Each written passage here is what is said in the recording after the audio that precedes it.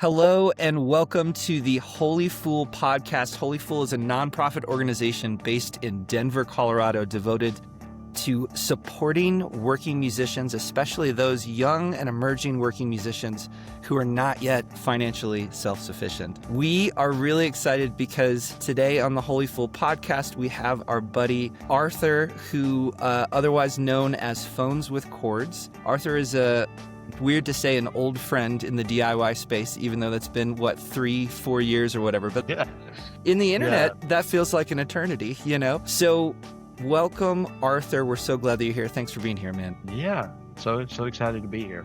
Yeah, totally. We've also got Nick Weber, who is in my band, A Place for Owls. Nick is also an accomplished engineer, mixer, producer, and Nick and Arthur have collaborated on mixing the last 2 records? Yes. So, welcome, Nick. Thank you for being here, buddy. Happy to be here. I, as always, am Ben Sooy. I never introduced myself, but I am Ben Sooy. Oh. I am the president of Holy Fool, and also I'm the lead singer and songwriter in Denver emo band, A Place for Owls. Arthur, I just love you, man. We last summer, 2 summers ago, how long has it been since? 2 summers ago, yeah. 2 summers ago, we decided to do a collaborative record together, all remote, postal service style. We would just send each other voice memos. I sent you a bunch of freeform, just me twinkling around on the guitar or the piano. And then you took some of those, you structured them to actually be songs, and then sent them back. And then either you or I would write lyrics over top of what we had just put together. And then we put together, how many songs is on that record? 10, 12? I think it's 10 to 12. I can't remember. Yeah. But yeah, too many for the amount of time that we spent on it. That's right. I think it was like a hot and heavy 4 weeks, 6 weeks. It's like It was really quick. Yeah. One of the most rewarding and energizing creative experiences of my life, and I say that without hyperbole. It gave me a shot in the arm personally in my songwriting. It also gave me a paradigm for I could write songs in a different way than just me by myself in my bedroom at 3 a.m. with an acoustic guitar. And so that experience was such a gift to me. And then also I've just enjoyed knowing you on a friendship level, and I love your work. So thank you so much for being absolutely yourself, buddy. Yeah, thanks. Yeah. I want to echo what you said. That whole experience, it just gave me permission. I had not, you reached out, I think, initially, and then I was just like, well, why not? I was very, very much in the yes mode. And so when you reached out, I'm like, well, let's do this. And then we just started. I never once questioned it. And it said that the energy you got from it was exactly the same. That project, just as far as the connection with Nick, I mean, that was what connected us, because Nick, you mastered that album, right? I mastered it, and Connor mixed it. Yeah. Yes. Yeah. And so it was I was working with this guy, Connor Ryan, in this band, The Woozles, and he's done a bunch of other stuff like mixing and stuff. It was this perfect time where he was coming out of mixing. He was opening a record store. He lives in Connecticut. And then, we all worked together on that record. And it was just Connor was kind of not mixing anymore. And I was like, well, Nick, do you mix, right? So it was it was this perfect, perfect moment. And I don't know. I feel like Nick, you and I, we have literally not looked back since. We've just kind of off to the races. We're closing in on our second record of this year, which is awesome. Yeah, so literally we're not looking back at all. Well, Arthur, I love how prolific is the sort of normal way to describe it. Yeah. But the word I actually want to use is busy. There's a Kurt Vonnegut quote where he says, every time you see the universe sort of conspiring for good around you, you say, busy, busy, busy.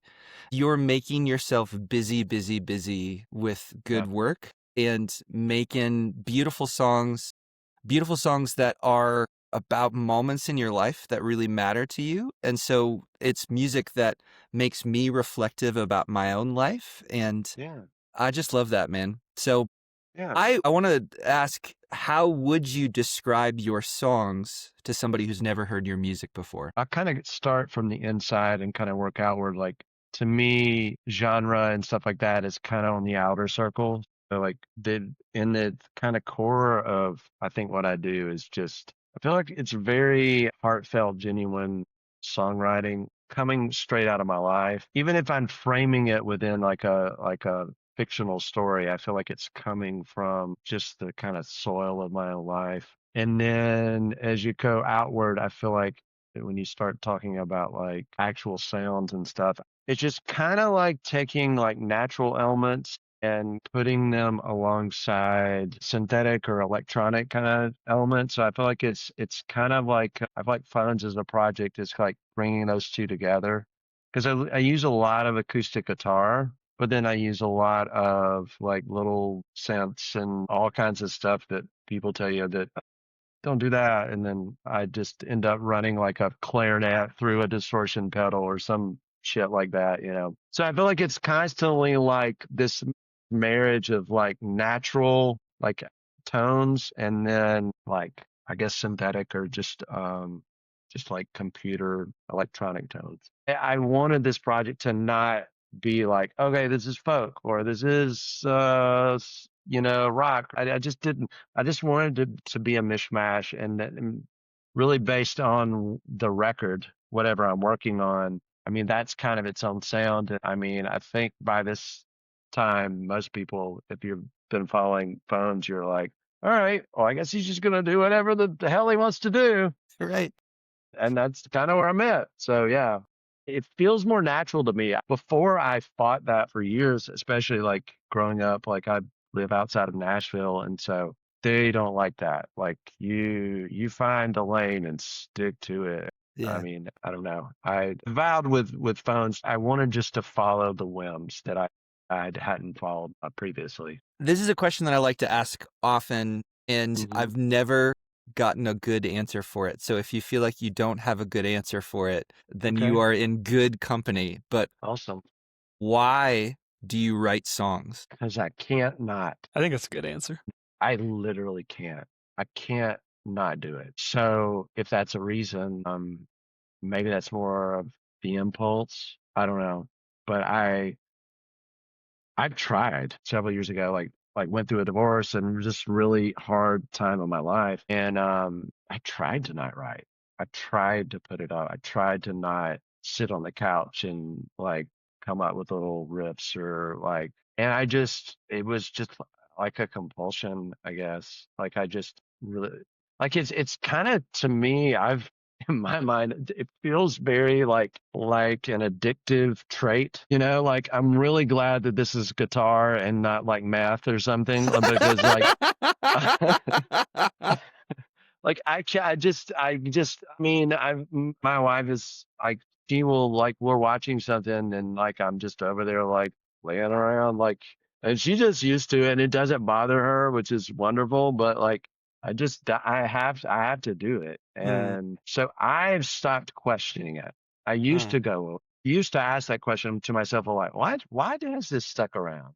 And now I've just come to this place of acceptance with it where I just okay, I don't know. I don't know why of all the other hobbies and things that I've done in my life, this one has really stuck, but I know without a doubt that it has. Like I know, like I never feel more free than when I'm writing. Mm. Just encouragement from friends and family and people. It just kind of feels like all arrows point to that. And so the context and how I've done it over the years, as far as like if I'm touring or whatever, all that, that has changed. But just the impulse, I mean, since I was 16, like that hasn't changed. So yeah. Can you describe that time when you were 16 and you first Mhm. started sensing that compulsion to write? Yeah. How did that first come about? It's weird. I played basketball in high school. I thought, oh, I'll play in college, and it was not in the cards. But it was like this dream that I had for years. And then when I was 16, I might have been 17. I don't know. It was right before my senior year. And I went to this pretty big school and we were like our team was amazing. And I was not getting any playing time and I was just not it just all hit me one day. I was like, this is not what you're gonna do, Arthur. Like, you're not going to be like Scottie Pippen or something. Like, this is not in the cards.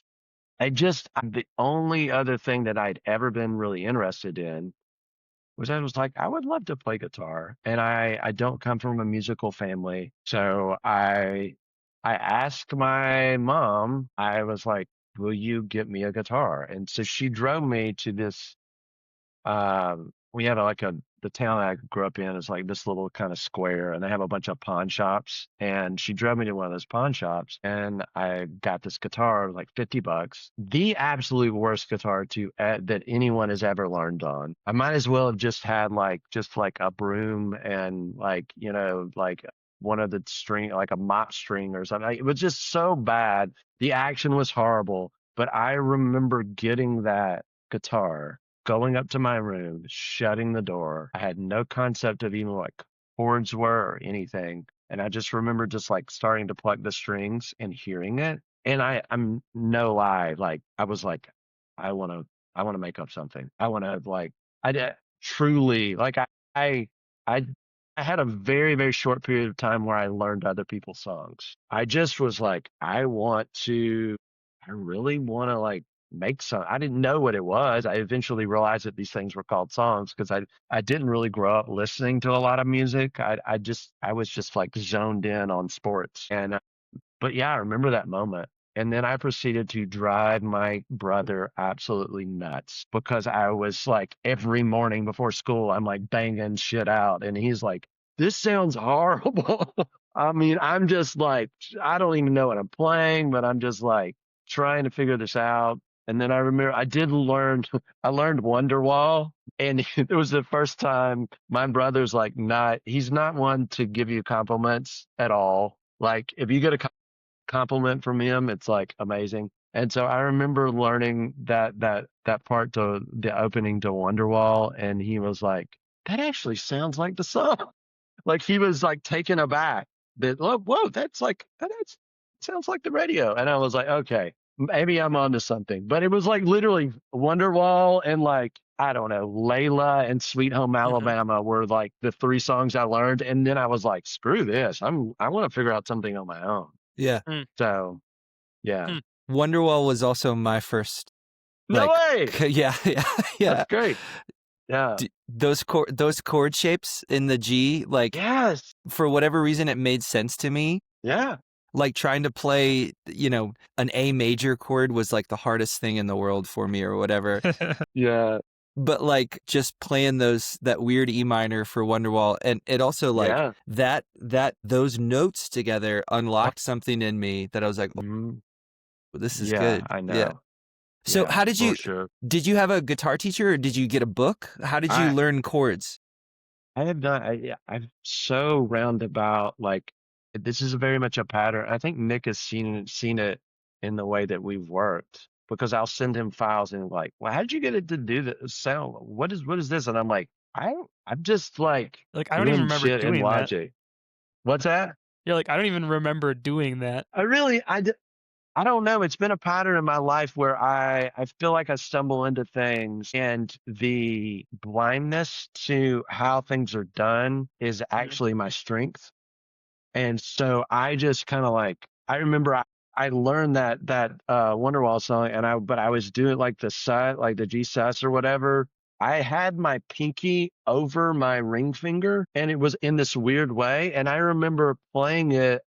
I had a good friend that was like really good at guitar that I met later. And he like saw me play and was like, why are you playing it that way? And he literally like moved my finger back. He was like, put your finger back in. He's like, isn't that easier? And I'm like, wow, that is easier. And I just like, I just kind of like, I would like watch people on TV, like Austin City Limits was a big thing for me, like because I lived out in the middle of nowhere, so we had like 8 channels, like PBS was one of them, and then Saturday nights Austin City Limits would come on, and I would see people play, and I'm like, okay, so they're putting their fingers here, and then so I just kind of like stumbled through. I know I went the long way around as far as learning guitar. But one thing I've learned about myself, if I go the long way around, I always develop my voice in that process, my style. And I think that that's just kind of how my brain works. Like I kind of have to just immerse myself in this thing and just kind of stumble through and make these discoveries on my own. And then it's like I get back on the road where everybody else is, but then I've been on this other journey, learning, and there's things I picked up along the way that I bring along to that are part of just like what I do. And it seems to me that that's also been your journey with songwriting and putting out music, recording music, being in a band. From the little that I know about your I know a little Yeah. bit about your story, but Yeah. you put out music under your own full name, Christian name. Yeah. Literally. Yeah, did the sort of like, let's record a full like folk rock band sort of setting. Let's track instruments live in a studio. Let's try to do, whether we want to call it Nashville or just the music industry or like whatever we want to call it. And then what I sensed from you and how you've talked about some of those songs is like meaningful for the journey, but it's not like those were the songs that you're just like jazzed about, or like the path before you also came with a set of expectations for what success and failure looks like to you. And then when you don't set the world on fire with your songs in the sort of Nashville scene, there's a disappointment, that happens, or at least a reevaluation, right?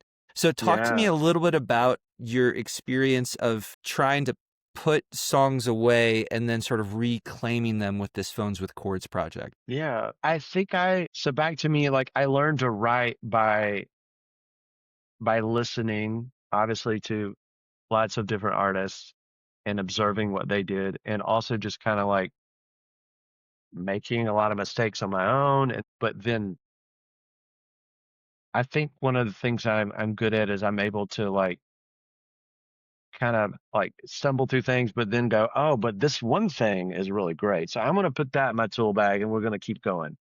And so once you do that for like 20 plus years, you start to have these things that you can do. And I've always heard production in my head, always. And so, but I grew up in the suburbs of Nashville obviously there's so many studios here. And then I got a little bit involved in the songwriting community. And there's just a way, there's a reason that they have a Nashville number system, is because it's a method of charting music out, but they also have methods of recording, and I just fell into that because I didn't know any better. And I would meet people and they would go, hey, you should go do this, or you should hire this producer.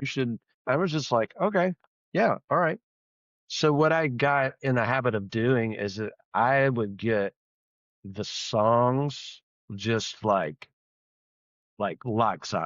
just locked down. Like every song was just like basically in a way that you couldn't really pick at it. That I felt like that was my job. Like I'll write the best songs that I can make and I will bring them to a producer, and then I'll go hands off and let them kind of put their stamp on it. And all the while I'm hearing things, because I think part of being a songwriter is being a producer. Like I feel like you're hearing, like, I mean, even back in the day when I was just starting to write, I was still hearing things. I didn't know how to communicate those, or I didn't know how to like word so I think I stifled myself, but I really excelled at songwriting. So I really got good at making the song just like kick ass. And and which served me. And I'm so like, I don't regret it. Most of the songs that I did like under my name, Arthur Alligood, like I still really like, I stand by all that stuff. Like there's a couple records that I did that I'm like, I've even thought about going back to some of those songs and like doing them as a phones kind of release, where I like almost like covering myself. Yeah. I think that might be fun. I'm still thinking that through. Yeah. I mean, then like I said, all along the way, I was hearing things, and then I did the last Arthur Alligood album in right after COVID. So I guess it came out in 2021. And after that, I did it in a studio. It was like in LA. It was that whole thing. And I thoroughly enjoyed the experience and loved it. But I just thought, I remember leaving and going, I'm done. I'm done with this process. Just because I sensed some things, there was things inside of me that I was thinking, okay, are you just gonna like let that be dormant for the rest of your life? Or are you going to kind of like, let's go in that room or let's open that box and see what's in there? And so it was weird. Like when I started Phones, it was like I felt like my songwriting level was like way up here. And then my how to record was almost like infant stage. And so I was just like, okay, I guess I'll figure out how to record myself. And so that's what Phones has been. Like the lo-fi thing for Phones was literally because I didn't know how to record better than like I It mean, was it was not. like It wasn't an aesthetic choice. Yeah. I mean, partly it was. I wanted to do stripped down stuff, but like if I knew what the fuck I was doing and knew how to like mic something, I would have used that information. So yeah, but I kind of love it because it's like I like being able to look back and go, "Hey, look how much I've grown." Like, and especially this record that Nick and I have been working on. When people hear this, I mean, I'm already like think it's the best thing I've ever done, and it is so at a level sonically that I never thought I would get to. And I'm just really proud. Like I love being able to like hear this stuff now and go, man, I'm so proud of that. And also go back to like my first record, like Cut the Kid, and go, I really love that too. There's a charm there that is, yeah, I don't know. I feel like I like being able to see artists like grow and evolve. And I like to be able to see that in myself.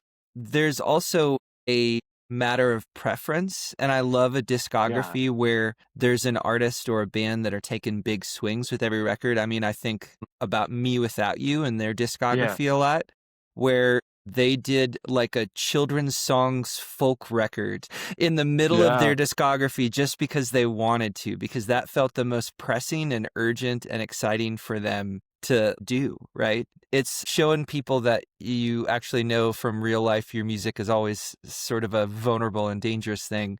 But I've got buds from college that were in the music scene that I played in bands with, who I have a visceral memory of. A guy that I hadn't talked to in 10 years texted me and was like, hey, I just saw that you put out a collaborative solo record with this guy, Phones with Chords. And we have a little group chat of guys that we share music. And at first we were expecting to just be like, oh, let's check out Ben's record and to sort of be polite. And they were like, this is actually really, really good. This is like actually good. By and large, they've never really said praise about A Place for Owls, my main project. Really? Man, I love you guys. I know. Well, I love my band too. I don't give one heck if they like they like A Place for Owls. But I think it's really special to have a career and a discography that has sonic differences, songwriting differences, aesthetic differences of you're trying to write songs about different things, because that gives people who listen a world to play in, a world to sort of live in, and then they can always return to their favorite Phones with Chords record.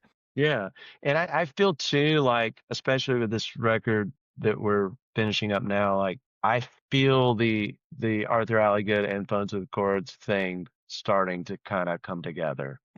Because when you hear it, like if you've listened to my my other albums, like it was very much a kind of in the Americana singer-songwriter world. And with this new record, I feel like it's like Phones and that stuff kind of like had a baby or something. Like they just like got together and like, okay, we're going to take this from this and this, like, because and I love it because to me, I want my art to mirror what's going on in here, my growth as a human being. And I have always struggled with keeping things separate. So I've like my life is just very it's like, okay, I've got my work and then I've got my kids and then, and my wife and then I've got my friends and I've got people I know at work, but they're not I don't think I've ever had a friend that I've worked with in my life.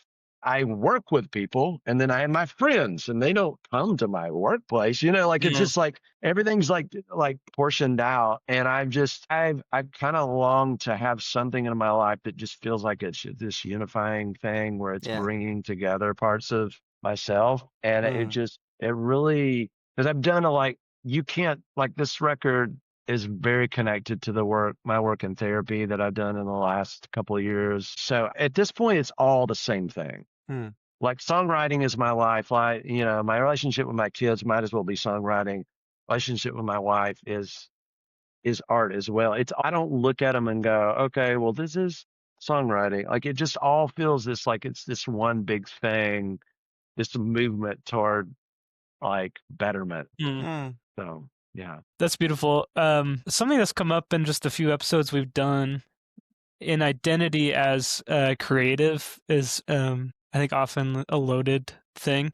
Metrics of success or failure are really confusing and can just be really hurtful too. But I really admire your approach as like a, full-time teacher, dad, husband, many things to many people. And like songwriting is just this thing that you can't help but do, a very important part of your identity. But it seems like you've been, and I know this is always sort of it ebbs and flows, I suppose, but the way you're able to hold it as this sacred thing that's just kind of core to who you are, not like it's not like if I'm not successful with Yeah. the songwriting thing, it's gonna like ruin my life, Like I think Yeah. you've recalibrated your definition of success probably many times over the years. Yeah. And it's just cool to me, and I aspire to do something similar someday where it just kind of flows out of you. I hope to be Arthur Alligood when I grow up. Yeah, for real. I hope you can figure out how to get on a live stream or whatever, because it took me 20 minutes to get on one just a while ago. No, I truly, like, I don't take those words lightly, and I don't know. I don't want to look back and like feel like, there were songs still left in me. I just, like, you said busy before, and I never really ever really consider myself busy, but I think that's kind of the appropriate word. I mean, busy has kind of a negative connotation nowadays, but I just don't like busy about the things that matter to you. Since I like work in the school system and stuff, like teachers will say stuff, oh, like that's just busy work. Like, remember like when you were in school and they were making you do like the crossword puzzles just because they wanted you to stay occupied? Like, to me, that's being busy with no purpose. So this is another part, like out of, my wife's in the hospital during COVID. It was really scary. She went septic, and they told her like that if she had come in a day later, excuse me, that she probably would have died. Like, she had like this really bad kidney infection. And so during that time, that was the one time that I didn't reach for music, and I'd never done any visual art of any kind. Like, I'll be 47 in May. This is going to be really funny to think about, but I went down to the basement because like I could only see my wife 3 hours a day. So she was in the hospital, and I could go up from like, in the afternoon and bring her some food. And then because of COVID, they made me go home. So the rest of the time I was like, so I went to the basement and I started slinging paint around and ripping up books and like making collage art and just trying to survive, and it really opened up something in me that music hasn't. Music is a more constant thing where I feel like I really have to be doing it all the time. But it's been fun to find a new outlet that I can use, and it is not in any way about like how to figure out how to be an artist. Like, how can I be like, You're not man, thinking about publishing or yeah, I'm not like, man, I got to get in galleries. I literally, like, when I started doing it, I said to myself, I was like, I don't want to know anything about this. Like, I just want to do it out of Yeah. instinct. I don't like, yeah. And it's been so good, but it's been interesting to like I said, to have another medium or whatever type of art, and to realize this is just about being a kid. It is literally nothing else but just being like just being curious and having fun. God, the shit that like something like the music industry just, I mean, beats out of us. Yeah. And I think that's what, like, when a Holy Fool, like the whole idea of Holy Fool came around, and Ben, you were telling me about it. I really was excited just because it feels like it's you guys are trying to help artists out to allow them to have the space and time to be able to get back to that kind of mindset. Well, Yeah. one of the things that I think about a lot is that if you don't have health insurance and you're struggling to make rent, anxiety and play are diametrically opposed to each other. They're like the anxiety and the insecurity and instability of an unstable life kills any joy of discovery and that childlikeness. And I think that that's or lack one of freedom, like the time to be able time resources. Yeah. because you always got to be at work, or you're hustling with job interviews, or you're just so freaking blown from your own anxiety and depression about the state of your life that all you can do is veg in front of the television or whatever, like you end up doing to cope. And there's the same energy that makes me dead to myself also makes me dead to others in the whole world and all of creation. And the same energy that opens me up to myself, which art and creativity is necessary and essential for that opening. It's the same process. It's not like just because some processes and practices that open me up to myself never get published or just stay a private thing, journaling in a notebook, spending a time in prayer or mindfulness or whatever the thing that opens me up to myself, that like some of those have a public facing form, and some of them can be social, and some of them can even be monetized. But the whole process of being alive to yourself, I think, makes you alive to others and to the whole world. But the anxiety and the stress just makes you dead. There are tremendous songs. That A Second, A Place for Al's record, where Kate just went through a miscarriage, and these were all the songs that just sort of violently came out of me because of that thing. That's necessary, and you can get good art out of great depression, anxiety, and tragedy. But it's not the baseline, and it's not even the art that I'm at this point in my life the most curious and excited about. I want to know what, for myself as a writer, what does healthiness look like in a songwriting process, right? And if you talked about your just holistic path towards, I want to just grow as a human being. I want to develop as a human being. I want to get bigger as myself, right? Yeah. And I love all that. And, we were talking about busyness. It made me think of that Wendell Berry quote where he says, meaningful work is our joy and salvation. And the problem with busy work is that it's not meaningful work. The problem with that, like, homework assignment that doesn't matter, that doesn't actually make you enlarge and grow as an individual or enlarge and grow as a member of a community or the whole community, is that it's just there to occupy your time. And I love your spirit, and I want to embrace some of that spirit too, of let me be alive to my own hours. Let me redeem the time because the days are evil, right? Yeah. Like let me just be someone who is painfully alive to myself and joyfully alive to myself, and that I can be busy with meaningful work.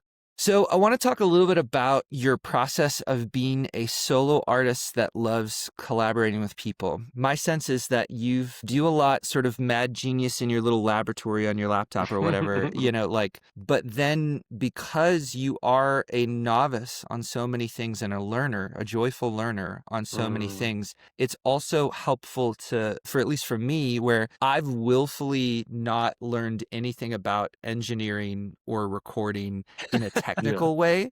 Yeah. I think, like you're talking about, every songwriter should think like a producer as far as the arrangement and the whole sound. I think that way too, but I don't know. And I'm actually wildly kind of uninterested in where the microphone should go on the amplifier. Talk a little about, I know you've partnered with Nick and others to sort of be a technical partner, and also Nick is beautiful in that he knows the technical stuff and he also thinks creatively and holistically about it too.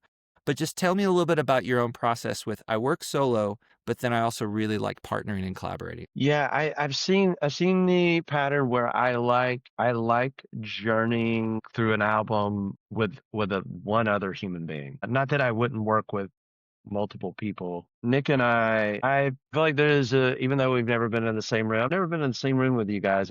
I really truly believe in like a mystery, that there's a mystery that connects us all. I feel like, okay, I feel a connection with another human being just on a human level. And then if there's that added element of the music, I'm just like, I will kind of follow that. And it doesn't matter truly even who it is. They don't have to be like, it could be my next door neighbor that's like writing songs and is like wants to record them, and like we just kind of hit it off, and I'm like, I really like these songs. Then I'm instantly gonna throw a mic in front of his guitar and start recording. Like that's just how I'm wired. So like Nick and like I consider Nick the other member of Phones with Chords. Like he is the chord. He is I'm phones and he is the chord that I'm with. Because like he allows me, like there's something that like he's so curious as a human being, and continually gives me permission to like chase whatever. And like it's really good at having that knowledge, that base on how to do stuff, I guess correctly or whatever. But he's never like, hey, could you not do the mic that way? Or could you like, hey, will you like never has Nick ever done that. He's just like, oh dude, this is great. Like it's always that. And so it just is so good for me to go, okay, well, I guess I just like keep doing this, like I can run my ukulele through a stock distortion pedal on Logic. Okay. Yeah, I'll do that. And so, so I feel like my collaborations, like Ben and you and I were like that too. Like when we were making that record, like we weren't second guessing ourselves. We weren't like, hey, what about this? Or like, we just like, yeah. Mostly recorded on iPhone. Yeah. Yeah. We never said no to ourselves or no to each other. It was always that improv yes and. You just sort of like, let me build on what I hear here that sounds cool. And we also sent each other enough notes, enough demos, and enough like little voice memos that like if demo A does not resonate with you at all, but demo B really does, we had enough of like a factory of like we're just cranking out little riffs or little beats or whatever, that the ones that are really exciting ultimately like rise to the fore. And I love that, man. Yeah. So I mean, to answer your question, I think I just approach it first off on a human level. Like if I kind of get a good feel about a human being, like I won't tell you who, but there's someone I just reached out to, and I was like, I'll tell you. I don't want to say it right now. But anyway, I reached out to him and I was like, hey, if you ever want to collaborate, I would love to. And this person was like, I have declared 2026 as my year to collaborate. And I was like, nice. All right, the universe conspires. Let's do this right now. Yeah. Like I am so off to the races as soon as I get a yes. Yeah. I'm just like, let's go. I mean, and I think some people are not like on that. I'm not seeing level as in like skill, as in like some people don't work quickly like that or don't like to work quickly. They like to kind of like plod along, and that's totally fine. And I've done that too. But I think with collaborations, I get a little antsy when it's like, oh, we've been doing this for 2 years, and I'm just like, no, I mean, come on, man. Like, I don't know. I just feel like the first thought, best thought kind of approach, and just like being really quick in the moment. That's how I feel like I want to collaborate. If I had maybe like the resources to like spend more time on things and maybe like fly out somewhere and like work in a studio for a week or something, like if I had the means to do that, I think I might do that more. But I think right now I just really like making those human connections, because I've always felt after doing a project, if you don't end up with another friend, that I feel like something went south.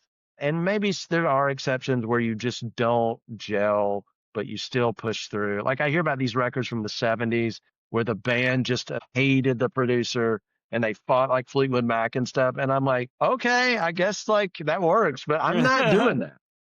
Yeah. I don't want to be in a room with somebody I hate. Well, I want to dig in to some of the struggles. Part of the reason why Holy Fool exists is because if music making were easy and financially lucrative, we would live in utopia or whatever. Or if we had figured out a way to just like be able to make rent with a meaningful day job, but then also you've got art on the side. If we just structured society that way, where it was just like normal and there were less barriers to song creation and participation in songwriting.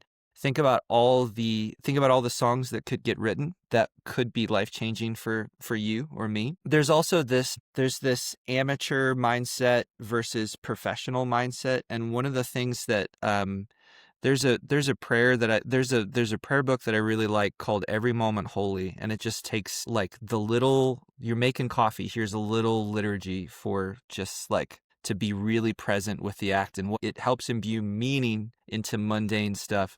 But there's one that we like as a band called A Rededication to the Way of the Amateur. And the root word for amateur is related to the same root word for amore. That's amore, it's love. And so amateur literally means lover. And we still have a little bit of that in our culture where we say that he or she or they are in it for the love of the game. Love the game. They're in it just for like the love of it. But one of the things that's so powerful about this idea of rededicating yourself to the amateur's way is that once you have lost the love for the thing, you have lost the thing itself. Once you have lost the love of songwriting and music creation or any sort of creativity, or once you have lost the love of being a husband or a father or a friend, once you've lost that love, you've lost that thing, right? Yeah. And so it requires a refocusing yourself on just doing it because you love it. But that is in the music industry as we have it. And you're I just turned 40. You said you're turning 47, right? Yeah. Yeah. And so I've been trying to do the rock band thing for like 15, 20 years at this point. And there's been seasons where I put it away and seasons where I like just had to get back to it. And the music industry has changed dramatically, even in the 20 years that I've just been an active participant in it. Right. And so the struggles that we have are both external systemic struggles that just sort of exist in our nation and the subset of commerce, and then the subset of commerce that is the music industry, but then the struggles are also internal to like, do you love this thing, or are you doing it not out of a place of love? So I just want to kind of open-ended ask you, describe some of the struggles that you are currently facing in your creativity.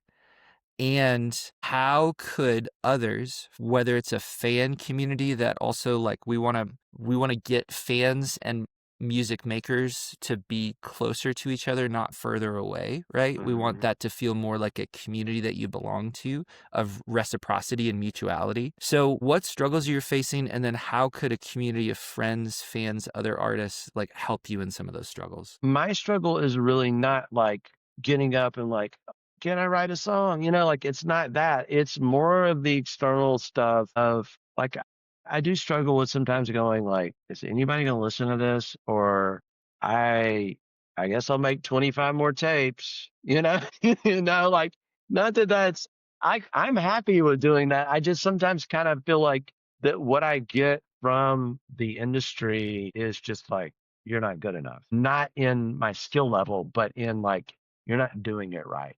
You're not posting enough on TikTok. You're not doing cool enough Instagrams or whatever. Like, I don't know, like reels or whatever. Like all that stuff is so just frustrating to me. And so I struggle just to kind of like, I get to a place where I'm just like, screw it. I don't want to do any of that. But then I have to be honest and go like, in today's age, it's kind of where people discover music and where you connect with people. So I've been just literally in the last month, like going through old songs and doing these acoustic takes on Instagram, just because I'm like, okay, this feels like a human thing that I can do that feels very true to who I am, Yes. but is also can, like, I mean, people have like reached out to me like, oh, I love this. Like, this is such a cool song or whatever. I'm like, okay, this feels like this has a purpose. Yeah. But all that I just really struggle with because I don't know.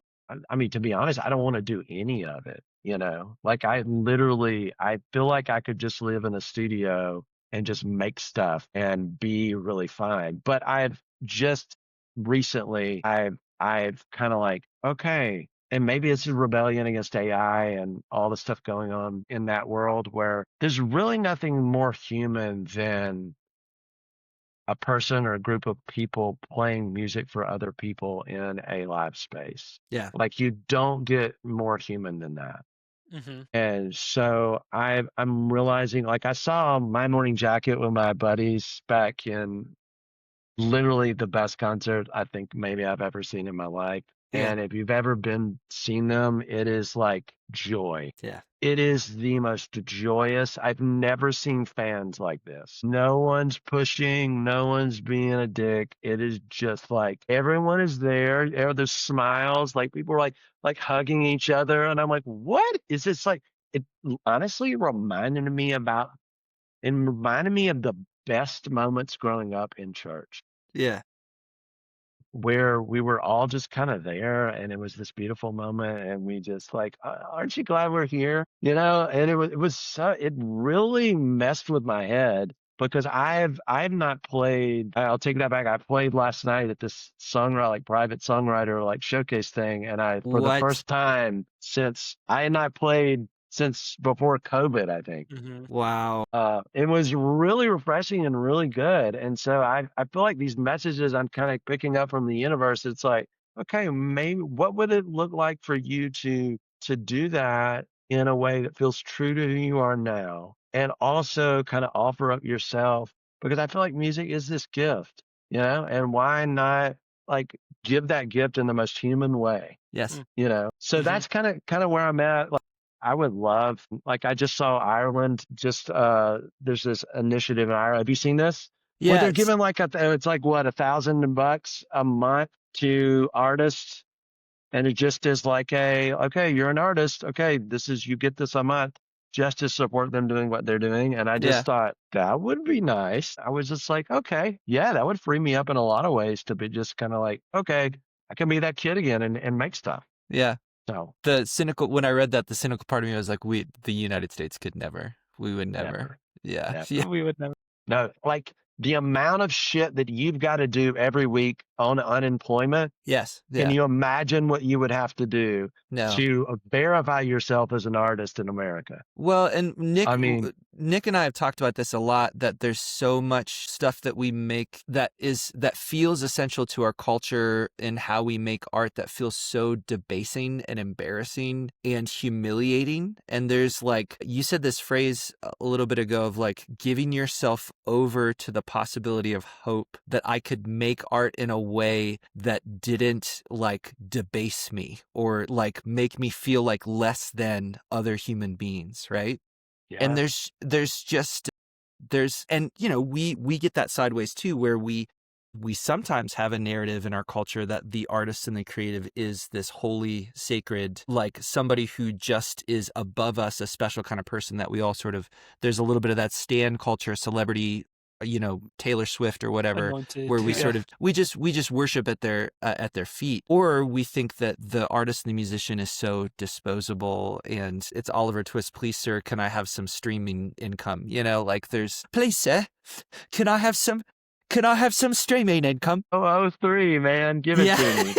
Yeah. But that's both of those perspectives of the artist is better than us, than normal people, and the artist is the worst of the worst, and they should get a real job, is a profound misunderstanding of what humanity is supposed to be and what the human experience is supposed to be. Yeah. Yeah. And I think even having this conversation, you know, it kind of does make me like, it drives my anxiety up because it's all of these things are the exact opposite of what making stuff does to me.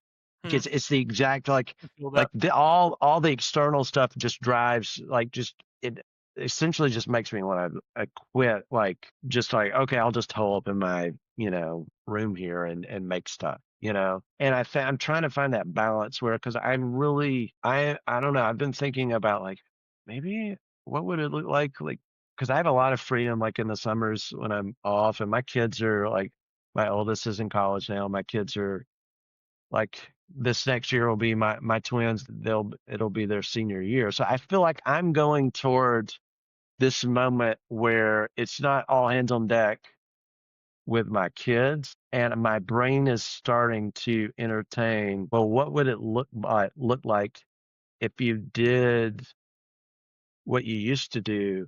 Like, how could you do that? What are the good parts of that? And how could you continue to do that, not do it in a way that's going to burn you out? I mean, because in 2012, when I stopped touring, I was like, if I'd never want to play a show again. We did this one last run to New York in my Dodge Caravan that we took the back seat out because we couldn't afford a trailer, just to get gear in. Yeah. And to play a couple shows in New York. I mean, it was honored to play this one venue or whatever, but I just remember driving home and going, never again. It just felt so, I can't even describe the feeling. It was just it just defeated. And like, why am I doing, what am I doing? And so I don't know. I feel like since then I've just kind of regulated all that to this place where, no, I used to do that, and people would find out I used to do music or whatever, and they're like, you used to travel? And I'm like, yeah. And it just felt like they were talking about another person. But I think with the therapy that I've been doing and just revisiting memories, which this record that Nick and I have been working on, it is, I guess, a concept record. It's childhood memories from my summers. I would spend my whole summers in Middle Georgia on my grandparents' farm, and I realized through therapy that my most formative memories all took place during those summers. Like, those are the things that made me as a human being and as a person. And so I've just been revisiting those. And so doing that, revisiting these memories, has had me revisiting when I used to tour and stuff like that. And then I've been kind of realized that I kind of demonized a lot of that period of my life. I really just, I don't know. I think there's a lot of shame there because I thought, oh, I should have been back home, or I should have been getting a real job, or all that stuff. And I think now, through working through these things, I'm realizing that it wasn't all bad.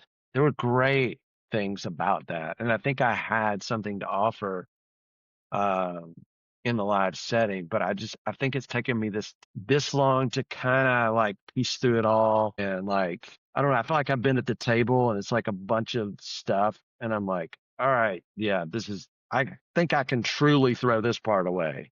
But then there's some things that I pulled toward me. I'm like, this is not bad. Why did I think that I had to check this? So So yeah. it sounds like playing live performing your songs in a live setting might be something that you're trying to reclaim a little bit. I am, and I think even if it's just for a season, just to rewire my brain to not go live show bad, Right. being home good. I mean, it's almost like Neanderthal or a caveman or something. It's why am I thinking in these simple, that's such a either or. Yeah. And I feel like I'm moving to both ends. I'm not, I truly, for me, I think the human experience is, if you are working on yourself, if you're growing and learning, you're not digging into either or. You are growing into this beautiful both and I feel myself being drawn there, and I'm kind of tired of fighting it. I'm just okay, let's do this. Yeah, that resonates with me. I've also had a journey in coming to love playing live. and sharing songs. I think there's, yeah, like you said, like a latent shame sort of thing that maybe some people are just kind of more wired this way. Where it's Yeah. like, I'm sorry, here's my song. I'm sorry. Sorry you have to listen to that. But You're describing the first 10 years of me playing out. Yeah. Like, no yeah, joke. and it's like, it's a more intense, I mean, it's a direct energy exchange. So it's like, for me, playing live has always been really costly, and I've learned a lot in playing live, quite a bit more over the past few years, and it's been really good. Like that kind of rewiring those those brain pathways and synapses and stuff. I feel it happening. Like I used to just get so tied up and anxious before shows, and like have nightmares where none of my gear works, and like don't remember how to play a G chord and stuff. Yeah, but it's costly for me still. Like creating stuff in the studio, it doesn't feel like an energy draw for me. It's just like when it's clicking, it's like very life-giving and cup filling, and playing live, I think it's taken sort of that exposure, self-administered exposure therapy to just kind of be like, and honestly, even messing up really bad live, like Yeah. just like really just crapping the bed on stage and being like, Yeah. and then someone still comes up to you after and is like, you made me cry, thank you, whatever. Like, Yeah. that's a really humbling and cool experience, and I think has been important for me to have. It's like, oh, I can have my nightmare on stage, and Yeah. It did not destroy me. it did not destroy me. We were in a show, like 10 people came or whatever, and I just like had an awful night, but I survived. And Yeah. the one person came up and was like, I needed that, and that's that's the kind of math you have to use for justifying, I think, sharing your work sometimes. Is like, this comes at a high cost for me sometimes, but I've never like totally regretted it, in Only retrospect. marginally regretted it. Only just Nick, I'm really curious. So, are you talking mostly in the context of your songs, your solo work that you've written? Do you also feel that way with like A Place for Owls shows? No. So I do still get nervous for A Place for Owls shows, but much, much less so. And yeah, these days, really not much at all for the band. And there's something about playing in a band where you kind of like share the Psychic terror. psychic terror, and it feels, there's like group ownership, so you don't have that I don't know, that weird shame of like, here's my thing. I feel like maybe you feel different as the front man. No, I think I'm profoundly broken in a number of ways, but one of them is that I feel I feel You're a shameless person. That's true. I am a shameless person. I sort of show up to my life with just like here is Ben Soy, and you can either like Ben Soy or you can either dislike Ben Soy. And if you dislike Ben Soy, that probably sounds like a personal problem. Sounds like a personal problem. That's kind of on you, man. Like I and part of that is like I need to grow in my curiosity about others, and I need to grow in my kindness about others, especially others that like rub me the wrong way. But I'm a really sort of intuitive being, and it feels right for whatever reason. It feels right to me to write a song and then immediately grab whoever is nearest to me and say, I think you should listen to this. This is actually quite good. I just wrote a banger, and here you go, buddy. And I treat it like it's a gift that I'm giving other people. And I've never really I felt that way even when my songs were bad. When I was like 16, 17, 20 years old and I was writing real stinkers, I still felt that way. And thankfully, I've had enough friends and partners that have like been like, actually, that's not my favorite. Yeah. And then I'm like, oh, how can I make, I've never struggled with the shame feeling that you guys are describing. And that's it honestly, so good.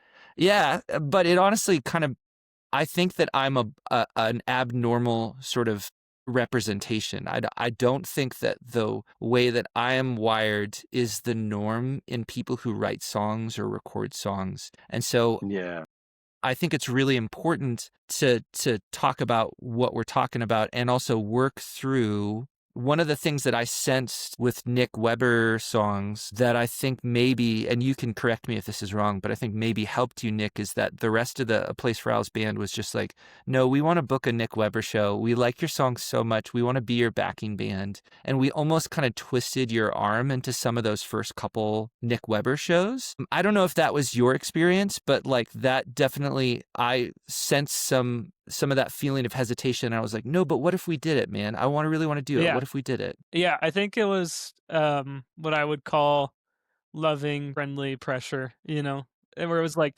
you don't have to do this, but it would be really cool and we'd have a lot of fun.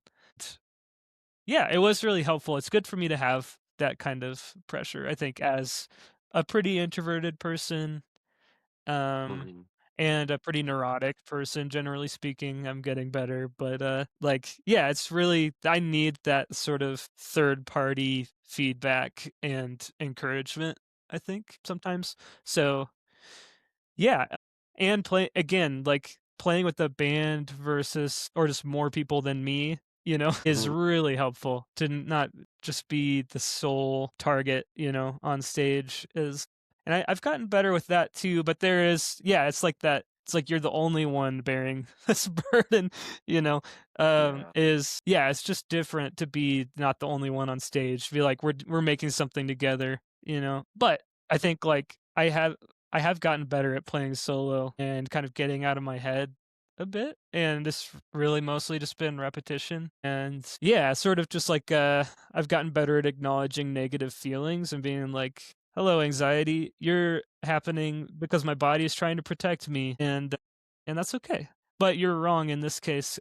I'll be fine if I do this. But thank you for trying to save me. If it's practicing what I preach too, because I'm always telling people, begging people to play their songs live and to share them and to Yeah. not sit on records for 2 years, that kind of thing. Mhm. And yeah, all things that I have myself violated. So, but I do believe, and I preach it because I believe it.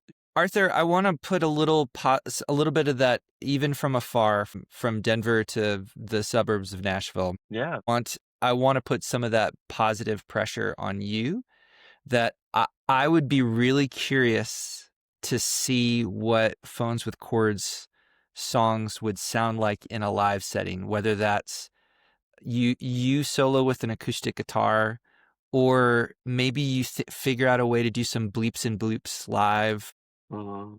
and have like a digital backing track, or maybe you Mhm. make things live and you've got some weirdo effects pedals or whatever you actually Mhm. end up doing. I would be really curious to see what that sounds like. And also, I know that there's been this sort of failed idea that we had of you coming out to Denver and us playing a show together, but That has to happen. I would love that. Yeah.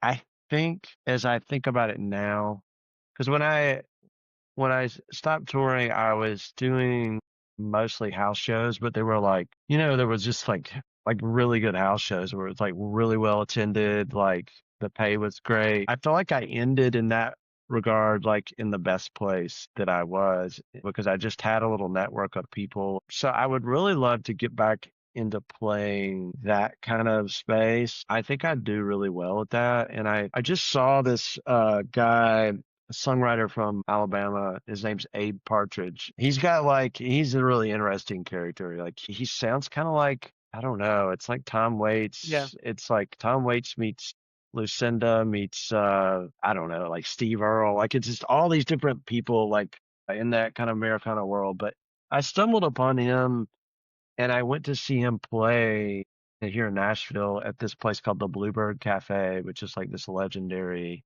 like it's just been around since the 80s or maybe even before. And it was him, acoustic guitar, and a pedal steel player. And it was, I could not believe how engaging it was.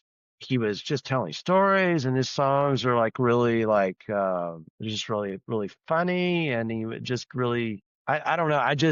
It was like the My Morning Jacket show and then seeing him live and the joy of My Morning Jacket and then the storytelling with Abe. I was like, okay, I think I know what to do now. It Nice. was like, it's like I think my brain needed a couple examples of like, okay, this is what live music can be. Mm-hmm. And obviously the joy was really from the Mighty Morning Jacket. Like, I don't see myself touring with a band or anything, but maybe. But like, just seeing one individual and someone on pedal steel just kind of slay a room. I'd not seen that in a long time. The phrase like had him eating out of its hand. Like, it was just so like, hey, I was like fanboying after I was just like, got a picture with him and I was like, what did you just do? Like, in my brain, I'm like, this was magic. Like, Yeah. Yeah. Yeah. And I needed a moment like that for me to remember how powerful it can be just with like two people in a room. Yes. And so, yeah, I think I just want to explore that. It's almost like almost like an outward therapy where I'm like, like regular like talk therapy is like you feel like you go into a room and it's like you're with one other person. But this feels like it's like therapeutic, but it's like outward where it's like this giving thing and receiving, because I mean, crowd, like just that interplay between a crowd and a performer is so unique and special. So I don't know. I feel like I'm just gonna kind of explore that. I mean, who knows? It may be me like doing a tour this summer. Like, I used to do like a lot of the songwriter like contests and festivals, and like last night when I went to that, it was like a writer's round, which, by the way, like only in Nashville can you do that. Okay, it was like a private event at this person's house, and like a friend of I think a mutual friend of ours, Nathan K. Yeah, I love Nathan K. Okay, Nathan K. He invited me to this thing. I had no idea what to expect, but he was like, "Hey, it's a really good group of people. You just like share a song, and then you get feedback." And I was like, Yeah. okay. And so and he sends me a address, and then he goes, yeah, and make sure to bring 7 copies of your lyrics so everyone can read along as you're reading your song. And I was like, Good Lord. what the, like, really? And so like I show up with my copies of my lyrics, and like I just like passed out my lyrics. It was really unique, but it was so fun. Like I thought, Yeah. man, this is gonna be like, I'm gonna feel like I'm judged, but it wasn't. Like I Yeah. played a newer song, and I'm like, I want to see what people think about this. I had great feedback, and it was like the confidence boost that I felt like I've Awesome. needed for a long time. Glad Like, to I hear feel that. like everyone in the room was like, dude, this was amazing. And I'm like, okay, good. Yes. All right. Yeah. So Just wait till you they may. hear the recorded version. They get to hear your like Aaron Copeland.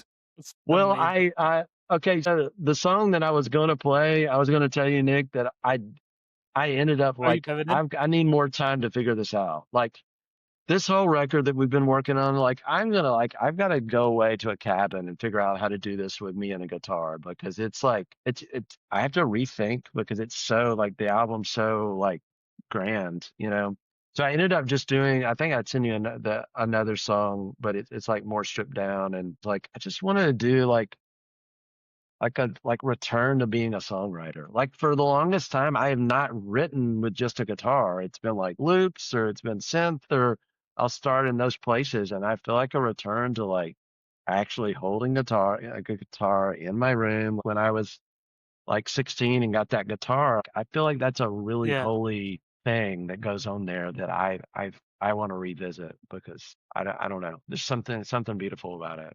Yeah. Nathan K is a sweetheart. We wrote a song together that Yeah. we're gonna release this next year.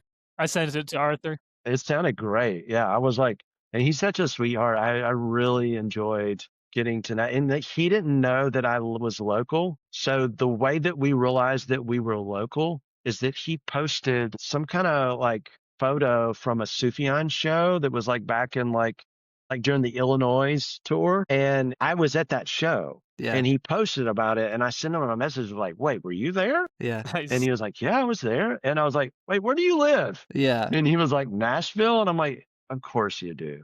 Okay.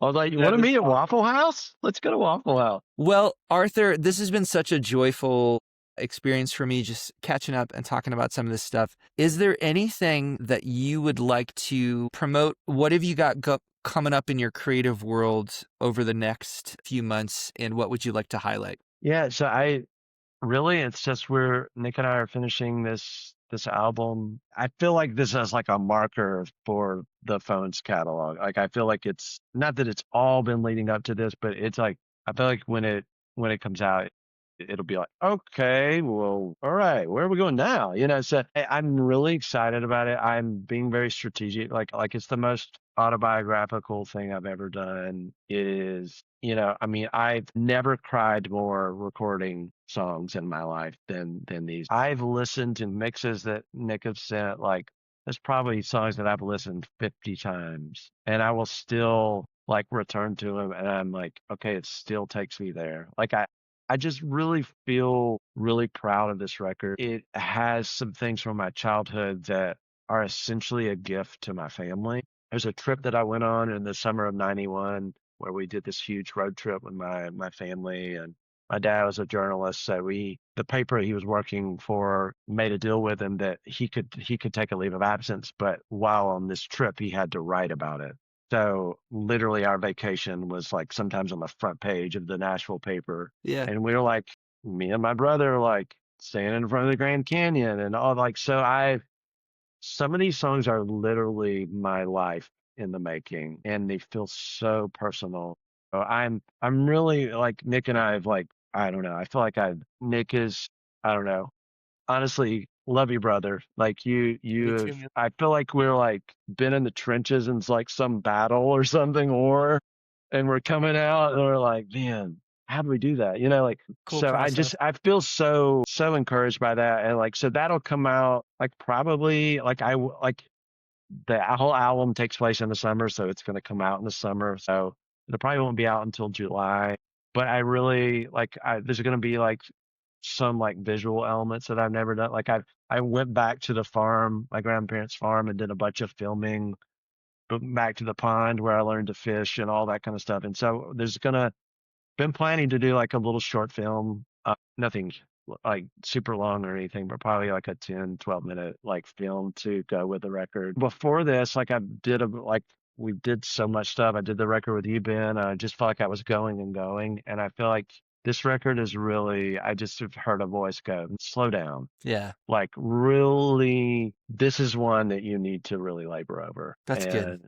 So yeah, so I'm really excited. Like, There's one B-side so far already that's like yeah, basically done. And then there's yeah, the title track was like one of the first things you did. yeah. And then you just like fully re-recorded a completely different version like 4 months ago. And earlier this year we had done the Piecemeal project, which was like more in the vein of the Phones with Ben, where you were just like, Yeah. whatever comes out, we're just Yeah. gonna like collect it into an album, basically, Hmm. which was so fun. But this has been kind of like it's a really cool balance of you trusting your instincts and like having a pretty specific vision too. Hmm. I've never zoned in like this on a concept before. Yeah. Mhm. Yeah. Like I've always wanted to, but I've always been very like ADHD and just like, no, I'll just do this or, like, and for some reason, I don't know. I think it's because it's so personal and also the work I've been doing like inwardly, I feel like it's just all come together. I'm really, really, really excited about it. And yeah. It makes me excited to hear it. It reminds me of the last 3 Page of the Lion records where Yeah, yeah. it's narrative storytelling based upon memories, specifically childhood and adolescent memories. Yeah. That especially that most recent Pedro, the Santa Cruz record, was probably one of the more profound works Yeah. of art I've experienced in the last like five or so Like that years. record. Yeah. It makes me think of like John Steinbeck, East of Eden, where it's like Yes.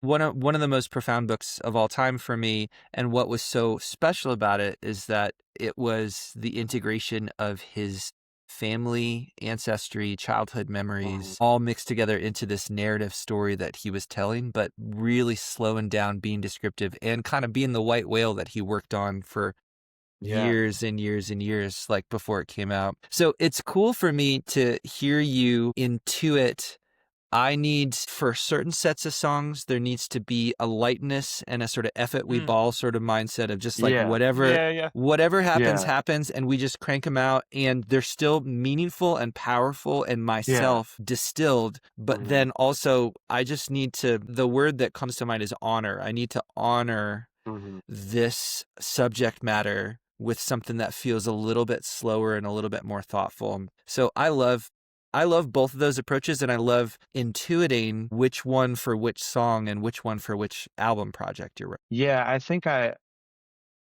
mean, to me, that goes back to like me talking about like music and life and everything, and how there's not really a line between those two for me. It's all the same thing. The inward and the outward were just kind of like really mirroring each other. To me, life is just about learning how to listen to yourself. I mean, I feel like we all have the good voices in ourselves. Obviously, we have the negative ones as well, but just learning to go, okay, yeah, I'm going to trust that. And that's songwriting has taught me that, to do that. Like, it's not been like, oh, okay, I can do this in songwriting in this medium, and then it's not reflected into my life. It's actually like, no, like it's really like, and I talk with my friends about it all the time. Like my buddy, my other friend Nick, he was actually first. Sorry, Nick Yeah. Weber. But Nick Creator. Flora, yeah, he's one of my longtime friends, and we have this phrase that says, sometimes the song gets there before you do. And the idea that you're going to create and mine things and pull things out, and you don't know what it's going to be. And, you know, it's going to lead. And in hindsight, usually you're like, oh, I was trying to process this or trying to, you know, and I just, that has just rang true throughout my, you know, creative career, I guess, or whatever, is just listening to that voice and just kind of letting things happen as they happen, and then knowing that, yeah, you're going to learn something from this personally as well. And it's like you're going to get art, but you're also going to get experience and ultimately health.